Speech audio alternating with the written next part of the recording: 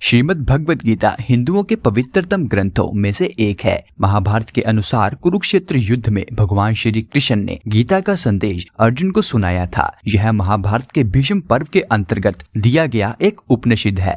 भगवद गीता विश्व विख्यात महाकाव्य महाभारत का एक महत्वपूर्ण अंग है। भगवद गीता में 18 अध्याय और 700 श्लोक हैं, जिन्हें रोजमर्रा की जिंदगी में समझना थोड़ा मुश्किल है। इसलिए ज्ञानविला प्रस्तुत करता है आसान हिंदी भाषा में भगवद गीता का परिचय और पहला अध्याय। गीता की पृष्ठभूमि पांडवों और कौरवों के बीच हुआ आज तक का सबसे घमासान महाभारत का युद्ध था। धृतराष्ट्र के सबसे बड़े पुत्र दुर्योधन ने पांडवों को उनका अधिकार क्षेत्र देने से मना कर दिया था। पांडवों ने अपना अधिकार वापस पाने के लिए कई यत्न किए, यहाँ तक कि स्वयं भगवान श्री कृष्ण को भी कौरवों के पास शांति दूत बनाकर भेजा। लेकिन अपनी ताकत के अहंकार में दुर्योधन ने एक ना मानी और अंत में युद्ध ही एकमात्र रास्ता बचा था, जो कि पांडवों को उनका गौरव और सम्मान वापस दिला सकता था। आखिरकार पांडवों ने कौरवों के साथ युद्ध करना ही उचित समझा। युद्ध के मैदान में दोनों पांडव और कौरव सेना युद्ध के लिए इकट्ठी हुई। सभी को यह विश्वास था कि पांडवों को यह युद्ध केवल और केवल इस विश्व के सबसे ताकतवर धनुर्धर अर्जुन ही जितवा सकते हैं। इस महाभयानक युद्ध में भगवान श्री कृष्ण स्वयं अर्जुन के सारथी यानी रथ चालक बने और श्री हनुमान जी उनके रथ पर ध्वजा के रूप में विराजमान हुए।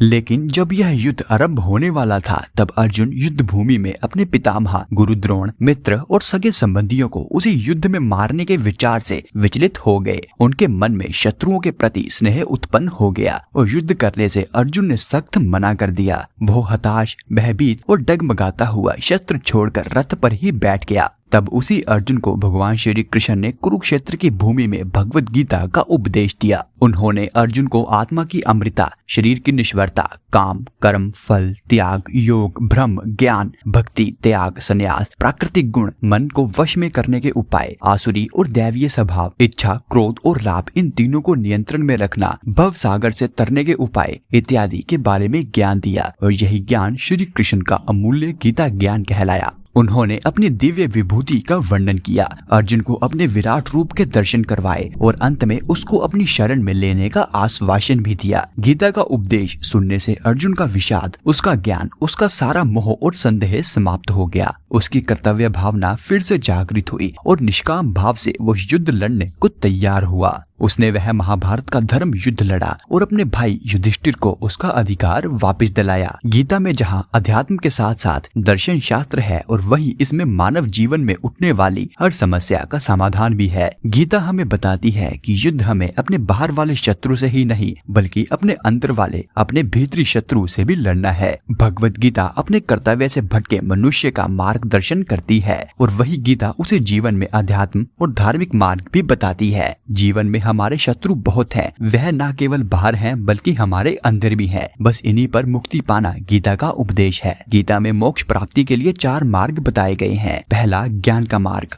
दूसरा कर्म का मार्ग, तीसरा ध्यान का मार्ग और अंतिम भक्ति का मार्ग। यही 4 मार्ग इस उलझनों भरे भव सागर से निकलने के रास्ते हैं। तो चलिए इसी के साथ शुरू करते हैं भगवद गीता का पहला अध्याय।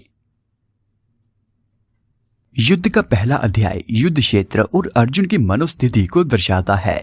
व्यूह रचना में खड़ी पांडव और कौरव सेनाओं के योद्धाओं का दुर्योधन वर्णन करता है। दोनों तरफ से शंख बजते हैं। युद्ध आरंभ होने से पहले अर्जुन केशव से अपने रथ को दोनों सेनाओं के मध्य ले जाने को कहते हैं, ताकि वो देख सके कि उसे किन किन लोगों से युद्ध करना है। अर्जुन अपने पितामह, गुरुजन और अन्य सगे संबंधियों को अपने सामने खड़ा देख मोहग्रस्त हो जाते हैं। हताशा के कारण वो युद्ध लड़ने से मना कर देते हैं। धृतराष्ट्र संजय से पूछते हैं, हे संजय, जब मेरे और मेरे बड़े भाई पांडु के पुत्र युद्ध भूमि में युद्ध की इच्छा से एकत्रित हुए तो उन्होंने क्या किया? संजय ने उत्तर दिया, महाराज, जब दुर्योधन ने पांडव सेना को व्यूह रचना में खड़ा देखा तो वह बोला, आचार्य, पांडु पुत्र की इस विशाल सेना को देखिए, जिसके व्यूह आकार को आपके बुद्धिमान शिष्य राजा द्रुपद के पुत्र दुष्टद्युम्न ने रचा है। इस सेना में अर्जुन और भीम जैसे कई महारथी हैं। सत्याकी, विराट, महारथी द्रुपद, दृष्टकेतु, वीर काशीराज, कुंती भोज, सुभद्रा का पुत्र अभिमन्यु तथा द्रौपदी के 5 पुत्र आदि, यह सभी बेहतरीन योद्धा हैं। अब हमारी सेना के जो प्रमुख योद्धा हैं और जो हमारी सेना के नायक हैं, आप उन्हें भी जान लीजिए। भीष्म, द्रोणाचार्य,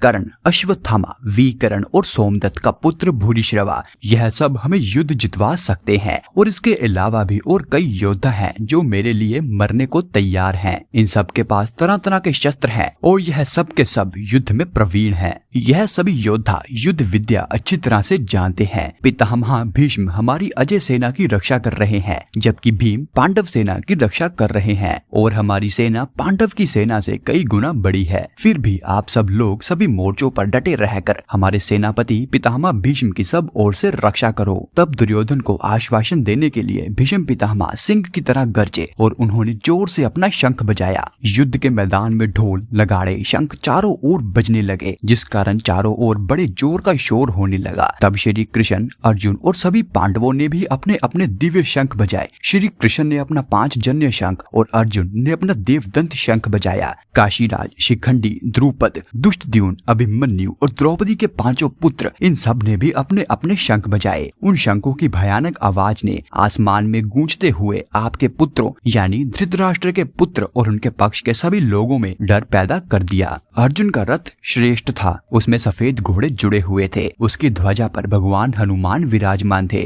और भगवान श्री कृष्ण स्वयं अर्जुन के सारथी थे। जब युद्ध शुरू होने वाला था और शस्त्र लगभग चलने ही वाले थे, तब अर्जुन ने कौरव सेना में धृतराष्ट्र के पुत्रों और संबंधियों को देख अपना धनुष उठाया और केशव से कहा, हे केशव, मेरे रथ को दोनों सेनाओं के बीच कौरव सेना के पास खड़ा करो, ताकि मैं उन योद्धाओं को देख सकूं जिनके साथ मुझे युद्ध लड़ना है। मैं उन सभी लोगों को भी देखना चाहता हूं जो यहाँ युद्ध लड़ने के लिए आए हैं और जो इस युद्ध में दुष्ट बुद्धि वाले दुर्योधन का साथ देने आए हैं। अर्जुन के ऐसा कहने पर श्री कृष्ण ने अर्जुन के रथ को दोनों सेनाओं के मध्य ले जाकर भीष्म, द्रोण और अन्य सभी राजाओं के सामने खड़ा कर दिया और अर्जुन से कहा, लो पार्थ, इन सब इकट्ठे खड़े कुरुओं को अच्छी तरह से देख लो, इन सभी के साथ तुम्हें युद्ध करना है। लेकिन अर्जुन ने वहाँ क्या देखा? उसने देखा दोनों सेनाओं में उसके गुरु, दादा, मामा, भाई, पुत्र, पौत्र, मित्र और अनेक शुभ चिंतक भी खड़े हैं। जब अर्जुन ने अपने बांधव बंधुओं को सामने तैयार खड़े देखा तो वह भावुक और कमजोर हो गया और बोला,